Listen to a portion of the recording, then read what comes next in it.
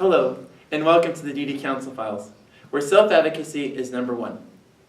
I'm Eric Stoker, and we're here at the Hogle Zoo to learn about the Zoo Just For You program for people with disabilities. Joining me today is Elise Kelly, who is here to talk about it. Hi. Elise, I want to say thank you so much for taking the time out of your busy schedule to come and be interviewed on our show today. Yeah, no problem. Thank you so much for coming. I love talking about these programs here at the zoo. I really enjoy doing them, and I'm glad that we can talk to people about it. So tell me a little bit about the Zoo Just For You classes for people with disabilities. Yeah, so we started doing the programs in February of 2015, so it's been just over a year. I spent the fall of 2014 researching this, talking to different teachers, parents, other organizations to get more information, and then we started the classes in February of 2015.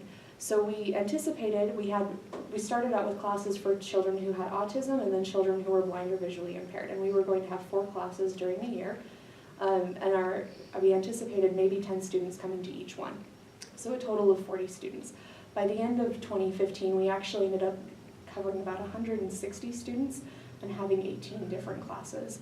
So, and we've done everything from working with teachers in special education classrooms, going to their classrooms, them coming here, private classes for parents to bring their children after school. We did a partnership with the Utah Epilepsy Association of Utah, where they were able to bring their kids and have a half-day summer camp with their kids. You know, just lots of different programs. And then this year we're rolling out all new things as well. So in addition to those programs for children who are blind or who have autism or just other developmental delays, we also are doing classes like an early intervention preschool class series. We held our first one of those in February, and we have another one coming up in May, and we're partnering with DDI Vantage on that one. We're working on developing a program for students or older kids with special needs to be volunteers here at the zoo, and that one's still in the development process.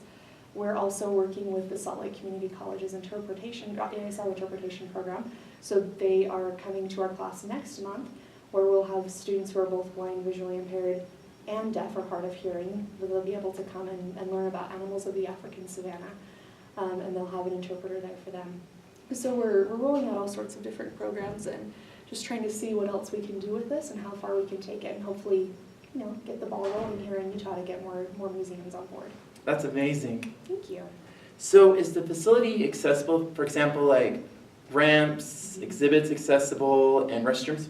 Yes, we're as close as we can be, because it's very difficult to go back and retrofit everything. So here we're in the education building, and this is our classroom space. It is accessible. Normally we have people enter through the back through the parking lot, and they have to come down a flight of stairs. But if they can't do that, they can come down the other ramp around the side, right through the inside of the zoo, so we can bring them in that way. And we try to make our classes as accessible as possible. So most things will take place in this classroom or on zoo grounds. And so they're able to, just the way anybody else with a wheelchair or any other mobility impairment would have, to be able to go and experience those exhibits, and we go through the different areas that are accessible. And we have a family restroom here in the building as well as a regular restroom, so that way people can use that if they need that. The only other thing that I can think of with these classes that is definitely less accessible, with our class next month for students who are blind, visually impaired, or deaf, hard of hearing, we're learning about animals of the African savanna, and we are going to go down to the rhino encounter, and we will be able to feed the rhinos there and pet the rhinos, which is a really fantastic experience. The problem with that is we have to go into a keeper area, and so there's no ramp down there, but what we've done before is actually carry the wheelchairs down there when we've had them, and it's worked just fine. So we're as compliant as we can be to answer that question. That'd be cool to pet a rhino. Yeah, right? It's really fun. So my next question is, what can people expect when they come to the classes? You know, there's so many different things to expect. The first thing I want to say is that they can know that we're not judging them, that this is a place where they can come and just be their family, and it's okay. And there's other kids out there who've experienced the same thing. So they don't have to worry about that. I know that's a pretty big deal for a lot of these families. So they don't have to worry about being judged. Another thing is that we make our classes as hands-on as possible. We limit the class size to 12 students, and they come with their parents. And they come into the class, and we have those 12 students together for a few minutes while I go over the rules and the general topic that we'll be learning about. But then we split up into groups, and those groups will rotate through stations like the one in front of us, where they'll be able to learn different things about animals. And I have a very high volunteer staff ratio as well. So like I said, these classes have a maximum of 12 students, and I usually have at least 6 volunteers in addition to myself. So you parents should be able to feel much more comfortable giving their students space or understanding that we're there to help them out. So far the feedback on that has been really positive as well. Even though we have a lot of people, we can keep it under control. So the total number of people in the class might come out to 30 at most, including the parents and the volunteers. But it's usually not even that high. So we've got a nice ratio. And again, everything is very hands-on. We bring animals into the classroom. I couldn't bring any to show you today, but for instance with this station, this is where we're learning about reptiles and that reptiles lay eggs. I would have a desert tortoise come into the classroom that the kids would be able to touch and interact with, as well as these different things that they could look at.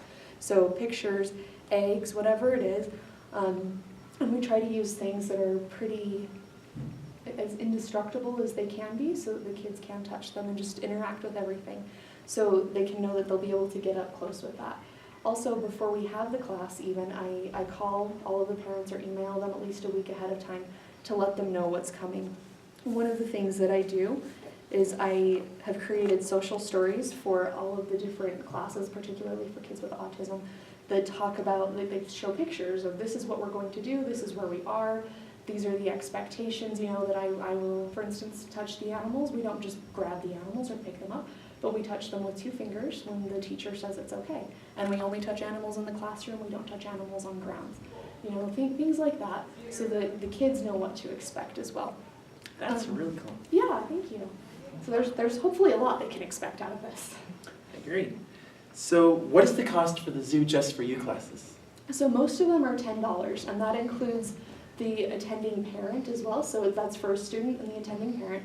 They come in, we have a 90-minute class, and we're in the classroom for about half of that time, and then we go out onto the zoo grounds to visit an exhibit for that time. That doesn't include an admission to the zoo, so if they wanted to spend more time at the zoo earlier, they'd need to come and pay an admission beforehand. Or if they're members, they can walk around the zoo on their own as well.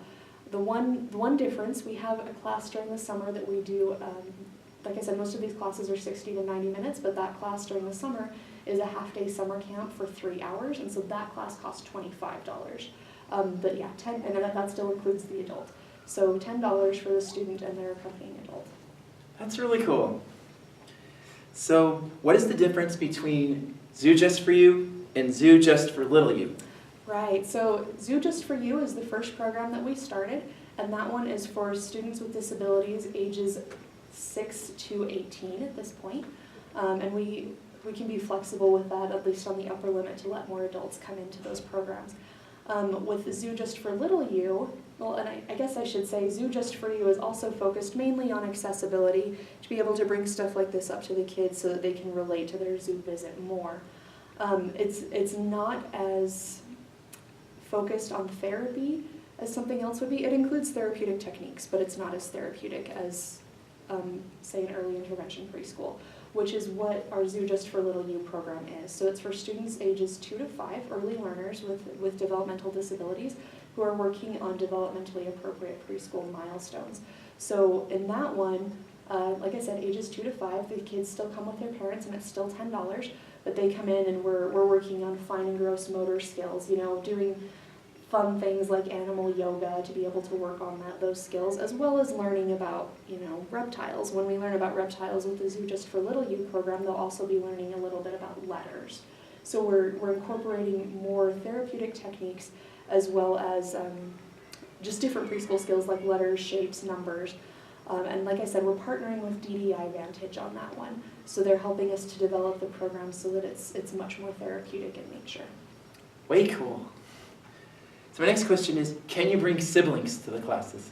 So with this, because we try to keep the class size small, we do request that any child who comes does need to be registered for the class. Preferably that they do have that disability, just again because we want to keep the class size small so that the kids don't get overwhelmed. So typically, no, we don't have parents bring their siblings along. That said, with our early intervention preschool, the Zoo Just For Little You program, we are trying to make that as inclusive as possible. And so with that class, the students may bring along a neurotypical friend or peer or sibling to be able to facilitate learning and to facilitate play, but all students do have to be registered for the class, so that way I know how many students are there and that we don't exceed our capacity or overwhelm anybody by having 30 children in the room. I see what you mean though. So, is there anything else you'd like people to know about the Zoo Just For You classes? Mostly that it's evolving, and we're trying to do more within the zoo, not just with my classes, but to make the whole place more accessible for families with disabilities. We really want this to be a place that members of the community can feel safe and know that they can come and bring their families here and just not be judged, But we're really working to make the program as fantastic as it can be. So I'm open to suggestions from people about things that they need and trying to work with whatever accessibility or accommodations they may need to be able to make this a fantastic place for them to come and to learn about animals and to, just have a good time with their kids. That's amazing. So my last question is, how can people find out more information about this program? Yeah. So right now, where it's on our website at hoglezoo.org, you can go under Zoo Classes and look for the Zoo Just For Little U and Zoo Just For You options, or you can go to www.hoglezoo.org/Zoo Just For You or Zoo Just For Little U, all one word. And those will take you to direct links to each of the classes that we have that people will be able to register for. Also, if there's special education teachers who want to look into these classes, they can do it through our teacher programs. It's listed under our education program as well, but it's listed under teachers. And so there's classes I can take to their students at their classroom, or that they can come here, so teachers can look into those options as well. Wow, that's pretty amazing stuff you guys are doing here at the zoo. Thank you. So Lisa, I want to say thank you so much for taking the time out of your busy schedule to be interviewed today. Thank you. Thank you so much for coming up. My pleasure. And thank you, viewers, for tuning in to our show. I'm Stoker, Information Specialist for the Developmental Disabilities Council, signing off.